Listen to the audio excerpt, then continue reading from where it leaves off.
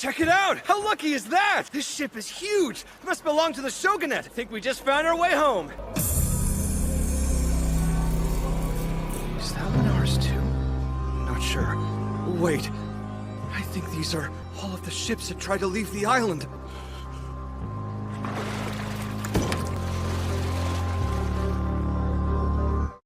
If you had the opportunity to run away with a beautiful, loving wife, would you? Gabimaru is just this man who went from the top-rated assassin with a gorgeous wife to being on the brink of giving up. Filled with intense fights and some unexpected fan service, Hell's Paradise is full of surprises guaranteed to keep you on the edge of your seat.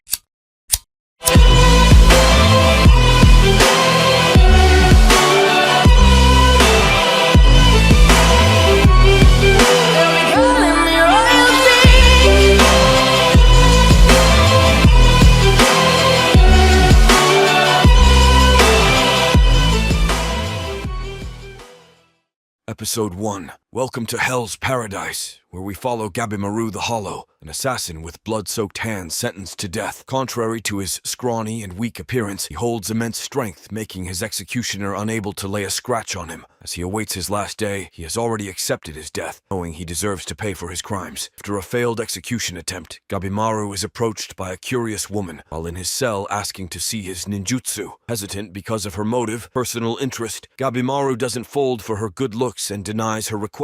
The next morning, the shogun places Gabimaru on a stake, with hopes this execution will succeed. As they ignite the flames, the shogun watches with the curious woman thinking Gabimaru's life will end this time. To their surprise, despite the enormous flames roaring, Gabimaru comes out fine and is placed back in his cell to await the next execution attempt. Having just been burned at a stake, Gabimaru's clothes were non-existent, making him plead with the curious woman to provide him something to cover up with. Despite her gentle appearance, the woman tells him it's only her job to record his events, not to help him. Knowing she won't help him unless he helps her, Gabimaru decides to open up a bit about his backstory to the woman. At a young age, his parents were killed by the shinobi's head chef, making him indifferent to the idea of murder. Without any dreams or ambitions, Gabimaru explains how he has gone through life just doing job after job. After attempting to escape from the village, Gabimaru was caught and imprisoned. His village clearly doesn't mess around when it comes to betrayal. Next morning, the shogun attempts to this time stretch Gabimaru's ball apart using bulls. To our surprise, Gabimaru not only survived the bull's attempt, but he pulled them towards himself, making it seem like he wants to live contrary to his belief. The woman asks Gabimaru for the reason he left the village, knowing he wouldn't do so without a good reason. Gabimaru explains he was in love with the head chief's daughter. She brought the only job into his life. After asking the head chief if he could leave the village alongside his daughter, he told if he completes one final job he can leave. Turns out that Gabimaru was set up by the chief, which leads him to his situation now. Before we continue, today's question of the day is, have you ever been set up before? If so, did you get your revenge? As the woman walks back to her residence, she is stopped by a man warning her of Gabimaru's true nature. The man alerts her that Gabimaru is called Hollow because of his lack of care when killing. She takes note of this, but doesn't seem too fazed, making us wonder who she truly is. As Gabimaru awaits his next execution, he decides he will give up this time and drop dead for good. Contrary to his statement yet again, Gabimaru walks away fine after being boiled alive. Gabimaru throughout the show thus far has always wished death upon himself, but he always walks away unscathed somehow.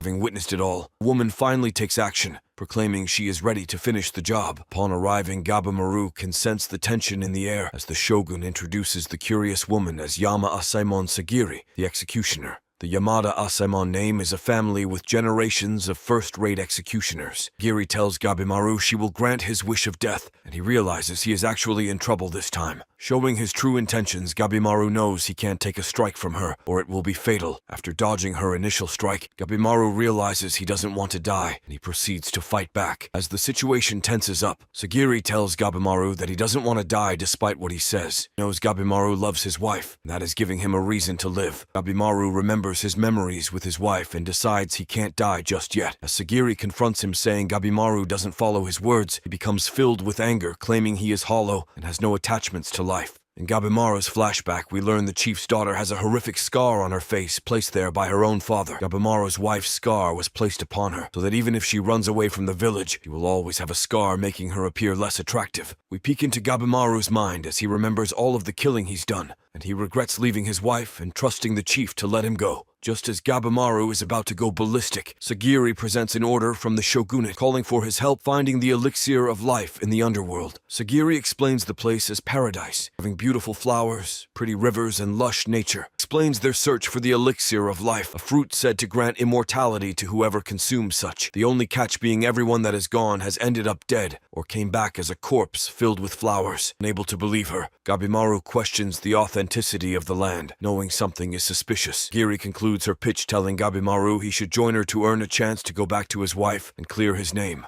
With a second chance to live, the shogun, who has been attempting to kill Gabimaru, becomes outraged, ordering his men to kill Gabimaru. Gabimaru finally taps into his power, burning all of his oppressors, setting his eyes on the elixir of life. Knowing this is his last chance, Gabimaru accepts the order and joins Sagiri in the journey to find the elixir of life. Episode 2.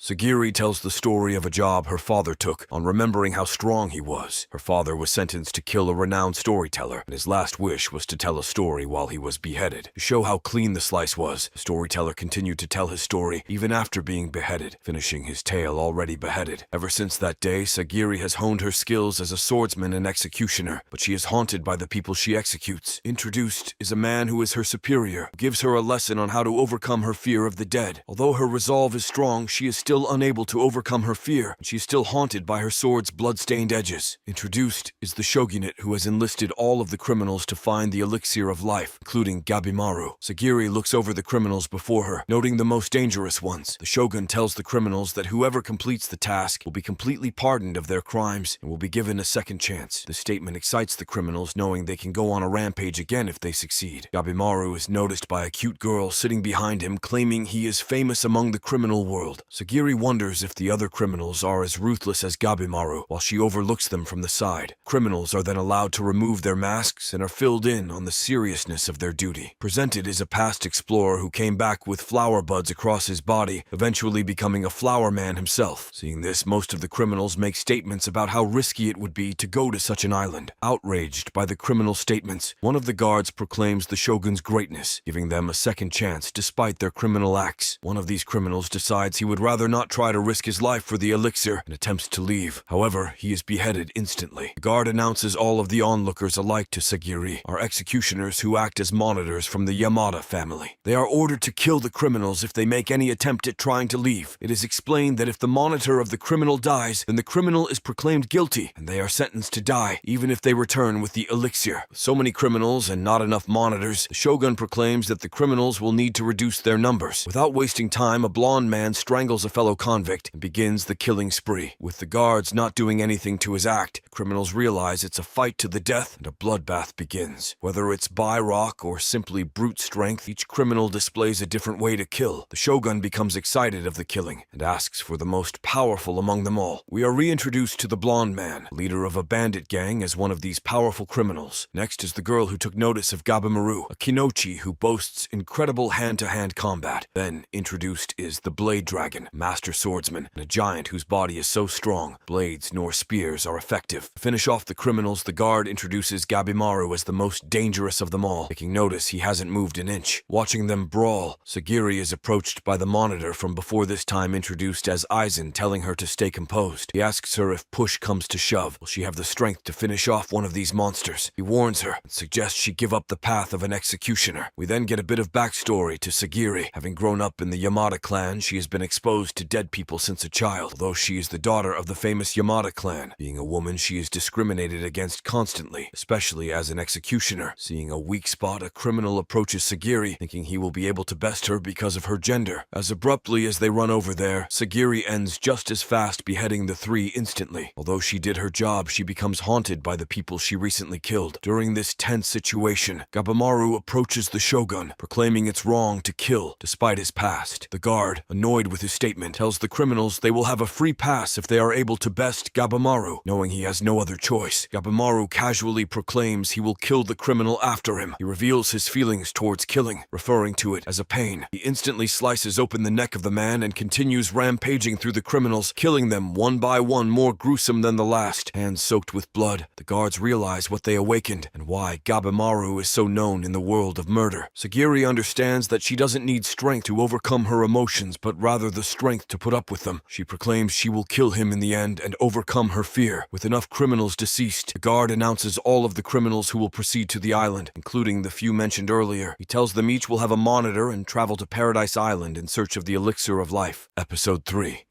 Standing alone is a mysterious man who endures arrow after arrow and sword strike after sword strike. He is introduced as the chief of his village, and he is told the chief is immortal. Upon arriving at the island, Gabimaru tells Sagiri the elixir of life is real. However, he isn't sure it's on this island. As they venture the island, they continue to see lots of beautiful flowers and insects. As she is admiring the flowers, Gabimaru unbinds himself, to which Sagiri protests, forcing him to rebind his hands. Gabimaru pleads his case, telling the chances of them actually finding the elixir, telling her it would be safer to let me free. Gabimaru eventually agrees, but while he is being bound, he is attacked by a large ball. The man proclaims him dead, but Gabimaru gets right back up uninjured. The man who attacked them is a monk who uses whatever weapon he gets his hands on. Sagiri questions the other monitor why her criminal hands are unbound, mentioning the rule of them staying bound. Rather than being scared, the criminal becomes excited at the thought of testing all of the different weapons on Gabimaru. The monitors agree not to interfere, and Gabimaru becomes depressed again by the thought of having to kill another person. The monk continues to strike Gabimaru as he is binding his hands, dealing no damage. Gabimaru throws the man into the air and kicks one of his weapons at him, impaling his stomach. Much like Gabimaru, the man stands up, able to take a hit or two. Although he seems strong, we cut to Gabimaru unscratched with his hands still tied, standing before the dead monk. Sagiri warns the monitor of the severity of leaving the island, but he feels lucky to be able to leave so early. The other monitor tells all of the potential antics the other criminals have and how they are managing their way around the island. He reminds Sagiri the goal is the elixir and tells her it's okay to break a couple rules to achieve their goal. As the monitor attempts to threaten Gabimaru, he takes initiative and stares into his soul with his dead eyes. We transition to Aizen with his criminal in a fight, resulting in Aizen's defeat and death. With monitors and criminals dying, the monitor predicts there will only be one left by the end of the day. The monitor also tells Sagiri the executioner who completes the task will be announced as the next head of the Yamada clan. Sagiri reminds herself that Gabimaru is a criminal, just making it in time to block Gabimaru's incoming attack. We learn a little more about Gabimaru's backstory, his parents being past shinobi assassinated by the chief for attempting to leave the village. Gabimaru and Sagiri engage in battle trading hits and making Sagiri fatigued. Gabimaru realizes that with the introduction of this elixir, his village will be sending assassins to try and steal it from their hands. With this knowledge, Gabimaru attempts to end the battle quickly so he can progress on, unbound by Sagiri's rules. Amidst the battle, Sagiri struggles with her fear while Gabimaru ponders why he can't defeat her. We learn the reason Gabimaru dislikes killing people is because of his wife's guidance. She seems to be the one who changed Gabimaru from a ruthless killer to a man with little emotion. During one of Gabimaru's jobs, he hesitates from the thought of his wife's words. He tries to revert to his past bloodthirsty self, claiming his hesitation is a weakness he must overcome. Tired of putting up with Sagiri's antics, he slices her blade in half, forcing her on the defensive. Gabimaru proclaims her defeat, only wielding the shaft of her weapon. Gabimari proclaims himself as hollow, showing how the chief influenced him to be indifferent to the thought of murder. Contrary to his statements, Gabimaru struggles to finish off Sagiri from the thought of how his wife would feel. Sagiri realizes the reason he is called hollow is because of his upbringing, but he is a human with feelings as well. Unable to finish her, Gabimaru admits his defeat and seals his weapon back up. Sagiri tells Gabimaru she will overlook his actions this time because she wants to see if a murderer like him can reclaim control of his life. The master swordsman, accompanied by his monitor, stumbles upon a man-like bug that stings him, forcing him to cut off his arm. He defeats the bug, but realizes it's just the beginning of the challenges they will have to overcome. Just as they thought they had a chance, a huge giant emerges from the ground. Centipedes surround them, and a fish monster stands before them. Episode 4.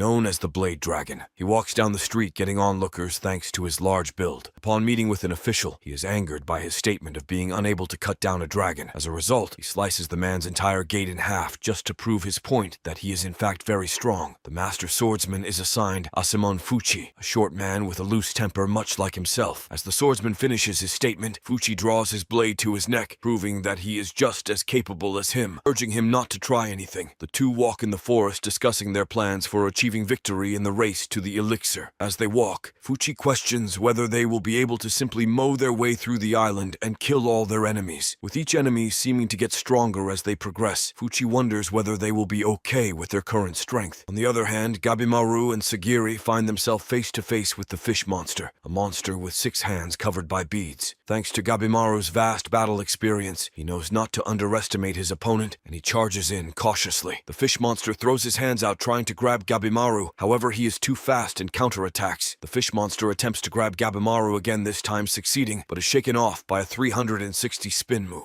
Thanks to the chief's teachings, he considers retreat, but during that time he is caught and thrown to the ground, the fish monster finally connecting an attack. Gabimaru settles his thoughts and urges her to escape with him. As they talk about how they will retreat, a horde of much larger and terrifying monsters approach, surrounding them. Gabimaru decides to stop thinking so hard and starts his rampage with fire ninjutsu. He continues jumping monster to monster, finishing off every living thing within his vicinity. Sagiri realizes the severity of the situation they are in during the heat of battle. As Sagiri is taking it all in, she is attacked by monsters as part of the initial attack. Gabimaru comes to the rescue and saves Sagiri from an incoming attack. During their battle, they are saved by fellow monitors and criminals. The woman introduces herself as Yuzuriha, a fellow shinobi accompanied by 2 monitors. She takes notice of Gabimaru's strength and attempts to seduce him. The married Gabimaru isn't fazed. She proposes the idea that they all work together. Sagiri questions why there are 2 monitors alongside her. One of the monitors introduces himself as Genji and explains how his criminal fell for her seduction and died. The other monitor introduces himself as Senta, but is interrupted by Yuzuriha, warning them of the dangers within the forest. She reinforces this by mentioning them working together. When she gets the chance, she pulls him close to try luck again. In exchange for helping her find the elixir, she offers information regarding the dangers of the insects and plants. By testing the various dangers on Makia, the dead criminal, she learned the ins and outs of the island's ecosystem. Gabimaru questions why she is trying so hard to win him over, to which she explains her past, having a sister at home she wants to protect. Gabimaru eventually agrees to work together alongside her in exchange for the information she has gathered. As the others talk, Sagiri begins to lose consciousness and faints for unknown reasons. We then get a flashback of the blonde man, this time introduced as Chubei, alongside his brother Tuma, a monitor. The 2 encounter monsters much like the ones Gabimaru defeated, and we witness Chubei's strength coming from Tuma's flashbacks. After being abducted by bandits, Chubei ended up becoming the leader of that bandit group by adapting to his situation. The 2 decide to run past the seemingly infinite horde of monsters, but Tuma gets caught by one. He shows his trust in Tuma, deciding to run rather than help, knowing he can defeat it on his own. Tuma strikes down the monster but is hit by an unexpected surprise attack, only to be saved by Chubei. As they regroup, a bunch of monsters surround them who reveal they are capable of speech. Chubei doesn't back down and continues to fight, eventually emerging victorious. Chubei sees Tuma crying over their current situation and gives him words of inspiration, shaping him to who he is today. Tuma reminds Chubei of the challenges before them, suggesting they proceed with caution. Episode 5. Awakening from a nightmare, Sagiri is approached by Genji, who explains where she is. He tells her she was poisoned from a bug and has been paralyzed since. As she walks out to check on Gabimaru, he sees him working away and helping rather than trying to escape. He tells them he scouted the island and didn't find anything resembling the picture of the elixir of life during his mission. He learned the species of plants on the island are random, but most aren't poisonous. The strangest thing he saw on his journey, however, was the lack of bodies. There wasn't a single remnants of the past party that ventured to the island. Senta explains Buddhist statues scattered around the island, proving the fact that there were inhabitants on the island at a time. Sagiri mentions the weirdness of the monsters' bodies, having no organs but appearing similar to humans. Senta calls the monsters artificial gods because of their human appearance, but without the need for normal human organs. Gabimaru becomes excited by the thought of examining the monster biology to learn more about their origin. Sagiri is approached by Genji, urging her to go back to the homeland and fulfill her duty as the daughter of the Yamada clan by marrying the next head. He questions whether Sagiri is fit to participate on the island, knowing she has a new sword. For the Yamada clan, your sword is your heart. She has already lost her heart, thus his reasoning for why she should leave. He is blunt and calls her out for being weak and a woman. While mentioning escape, we go to a different monitor this time, overlooking a child. He attempts to row the boat through the currents, but he is having bad luck. The kid alongside him gives him a tip until they arrive at a wall of shipwrecks. Noticing all the broken boats, the monitor becomes scared at the thought of what could be lurking nearby. He draws his sword, and their boat is instantly destroyed, forcing them upon a nearby shipwreck. They realize it was a kraken that destroyed their boat, so they decide to flee and avoid confrontation. During this, we peek into the kid, Nurugai's memories, revealing he has has had a tough childhood. His village and family was destroyed, leaving him to blame, hence his sentencing. During their escape, they encounter the monk's monitor filled with flowers. Nurugai blames himself for the situation and decides to trust the monitor, Tenza's strength, to protect him. Tenza continues to protect him as Nurugai gathers his thoughts. Tenza enlightens Nurugai of his current stamina situation and asks for his help. The two defeat the monsters and make it back to the island aboard a small boat. Nurugai notices that all of the currents point back to the island, making it extremely difficult to escape. Nurugai takes off their clothes, revealing she is a woman contrary to her appearance. Tenzo, flustered, decides they need to try and look for others on the island to team up with. Genji is still pressing Sagiri to return back to the homeland, knowing she won't be able to keep up with the others. Senka questions why Gabimaru has changed from the renowned bloodthirsty killer Hollow to a man who doesn't want to kill. Sagiri approaches Gabimaru during the night, ensuring he is being watched over by Sagiri, to which he tells her to relax. Gabimaru apologizes to Sagiri for the injury he caused her and alerts her of the situation with his clan's invasion. He tells her he will assist her in finding the elixir so that he can make it home to his wife. He compliments her strength, making her happy because she has been put down as of late. Gabimaru ensures her to trust her instincts and do what she can. Genji approaches Sagiri again, this time not asking to leave but forcing her. He reminds her of her role as the daughter of the head of the clan. Sagiri refuses and attempts to change his mind, but Genji seems dead set on making her leave. She pleads for him to view her as a samurai and not as a woman. Through Sagiri's recent experiences, she believes she is strong enough to stay on the island. She proves this when Genji attacks her for not listening, and she dodges. In the heat of the moment, the giant who killed his monitor strikes Genji, leaving a fatal wound to his abdomen. Episode 6.